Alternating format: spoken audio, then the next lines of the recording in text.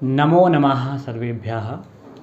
प्रिय विद्यार्थियों, नीति शतक के अगले श्लोकों के माध्यम से हम आगे चर्चा करेंगे कि और कौन से व्यक्ति इस संसार में ऐसे हैं जिन्हें प्रायशः मनुष्य की कोटि में नहीं गिना जाता, जिन्हें ये कहा जाता है कि ये तो साक्षात मनुष्य के रूप में पशु हैं।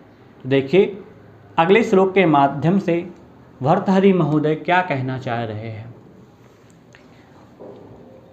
एषां न विद्या न तपो न दानं ज्ञानं न शीलं न गुणो न धर्मः ते मर्त्यलोके भुवि भारभूताः मनुष्यरूपेण मुर्गाश्चरन्ति। पुनः एक बार हमारे साथ मिलकर के उच्चारण करें।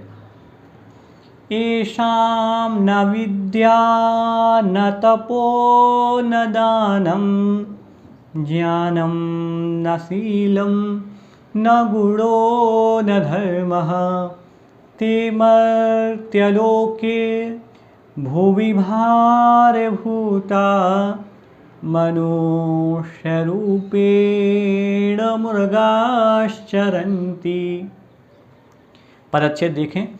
येषां न विद्या न तपः, यहाँ विसर्ग संधि के नियम से उत्त विसर्ग हो रहा है।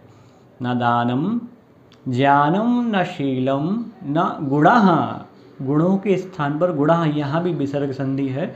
न धर्माः ते मर्त्यलोके भुवि भारभूताः मनुष्यरूपेण मृगाः चरन्ति। यहाँ भी मृगाश्चरन्ति पहले विसर्ग के स्थान पर सा हुआ है और पुनः श्रुत संधि के नियम से स्तोह सचुना सचु इस नियम से सकार के स्थान पर तालव्य शकार हो गया है। तो आइए अन्वय से हम श्लोक का अर्थ समझते हैं। येषाम अर्थात जिन मनुष्यों के पास विद्या अर्थात ज्ञानकारक शास्त्र, जो ज्ञान देने वाले हैं ऐसे शास्त्र, न अर्थात नहीं हैं, जिन मनुष्यों के पास शास्त्र नहीं है, विद्या नहीं है। तपः, तप मतलब उपवास करना, व्रत करना, कष्ट सहन करना। तो ना अर्थात नहीं, जो व्यक्ति तप उपवास व्रत आदि भी नहीं करते। आगे कह रहे हैं दानम, दान मतलब सत्पात्र को जो देने योग्य है, जो वास्तविक रूप में आपको ऐसा लगता है कि इसे कुछ देना चाहिए, धन आदि अर्थ आदि, तो ऐसे सत्पात्र को दान। ज्ञानम, ज्ञान मतलब सत और असत्य का, सही और गलत का विवेक होना।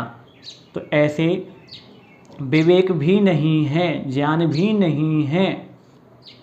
आगे कह रहे हैं न शीलम, शीलम अर्थात शील, सही आचरण, उत्तम प्रवृत्ति, ना अर्थात नहीं होना। तो जिन व्यक्ति के पास, जिन मनुष्यों के पास विद्या नहीं है, तप नहीं है, दान नहीं है, ज्ञान नहीं है, शील नहीं है। आगे कह रहे हैं गुणः, गुणः मतलब गुण। किसी कोई दयालु होता है तो दया, दाक्षिण्य, क्षमा, ईमानदारी, इस प्रकार के जो गुण होते हैं, गुणः नः, न अर्थात नहीं। तो गुणः अर्थात गुण, न अर्थात नहीं है।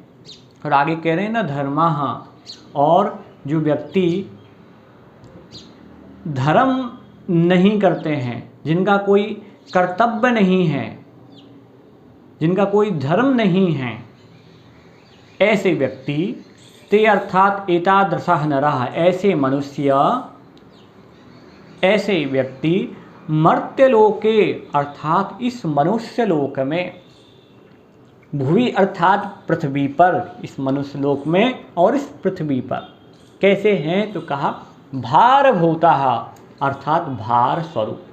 ऐसे व्यक्ति तो इस मनुष्य लोक में, इस पृथ्वी पर भार स्वरूप हैं। क्यों हैं? क्योंकि ना तो उनके पास विद्या है, ना तप है, ना दान है, ना ही ज्ञान, ना शील, ना गुण, ना धर्म। ऐसे व्यक्ति तो भार स्वरूप हैं इस पृथ्वी पर, क्योंकि इनके पास कुछ भी नहीं है।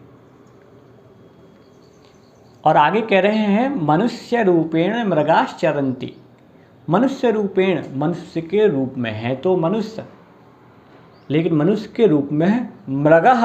मृग बोलते हैं जो चौपाया जानवर होता है, जिनके 4 पैर होते हैं, ऐसे चौपाई जानवर को मृग कहा जाता है। तो मृग अर्थात पशु, तो पशु के समान चरंती अर्थात यहाँ वहाँ विचरण करते रहते हैं। जैसे पशु होते हैं, जानवर होते हैं, यहाँ वहाँ विचरते रहते हैं, घूमते रहते हैं, ऐसे ही ये मनुष्य भी है। तो इन मनुष्यों की भी चर्चा कर रहे हैं जिनके पास विद्या नहीं है, तप नहीं है, दान नहीं है, ज्ञान नहीं है, शील नहीं है, गुण नहीं है, और ना ही उनका कोई धर्म है, कर्तव्य है। ऐसे व्यक्ति तो इस मनुष्य लोक में, इस पृथ्वी पर भार स्वरूप हैं और मनुष्य के रूप में साक्षात पशु के समान विचरण करते रहते हैं। तो मनुष्य, लेकिन उन्हें पशु कहा जाएगा, वो पशु तुल्य हैं, पशु के समान विचरण कर रहे हैं। तो मित्रों, विद्यार्थियों, आप विद्या से संपन्न बने, तप भी करें, दान भी करें, और सत्य और असत्य का, सही गलत में विवेक रखें, उत्तम चरित्र से युक्त हों, गुणवान बने और अपने कर्तव्य को ध्यान रखें। कभी भी कर्तव्य के साथ खिलवाड़ ना करें। जो आपका कर्तव्य है उसे आप पूर्ण करें। आपका कर्तव्य है अध्ययन करना, तो आप अध्ययन करें, इसमें आलस्य ना करें, प्रमाद ना करें, क्योंकि इन समस्त गुणों से जो रहित होते हैं उन्हें भर्तृहरि महोदय कह रहे हैं कि वो तो इस मनुष्य लोक में, इस पृथ्वी पर पशु हैं। जन्म तो मनुष्य पर्याय में हुआ है, परंतु इस पृथ्वी पर उन्हें पशु कहा जाएगा, मनुष्य रूपेण पशु, क्योंकि इनके पास ये गुण तो है नहीं। ये गुण पशुओं के पास भी नहीं होते और व्यर्थ में ही विचरण करते रहते हैं। ऐसे ही ये मनुष्य पशु है, मनुष्य रूप में पशु। तो इस तरीके से हम तो ये भावना करेंगे कि आप इस तरीके के आचरण, इस तरीके का व्यवहार कभी भी नहीं करेंगे। चलिए संस्कृत भावार्थ देख लेते हैं। ये मानवाः ये नराः मनुष्या वा विद्या तपसा दानेन ज्ञानेन चरित्रेण सद्गुणेन धर्मेण च हीनः सन्ति ते मरणशीले अस्मिन् संसारे अथवा मर्त्यलोके वा भारयुक्ताः सन्ति। पुनः पृथिव्यां मनुष्यरूपेण पशवः एव विचरन्ति भवन्ति वा। अतः अस्माकं कर्तव्यं यत् एतादृशः नरः मा भवेयुः। यहाँ मर्त्यलोक में सप्तमी विभक्ति एक वचन का प्रयोग है।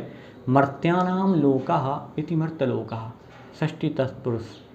पुनः तस्मिन् मर्त्यलोके इति मनुष्यरूपेण, मनुष्याणां रूपम तृतीय तत्पुरुष, तेन मनुष्यरूपेण मृगाश्चरन्ति। यहाँ आपस में विसर्ग संधि हो ही रही है, तो यहाँ उपजाति नामक छंद है तथा रूपक नाम का अलंकार है। आज के लिए बस इतना ही। सभी को जय जिनेन्द्र।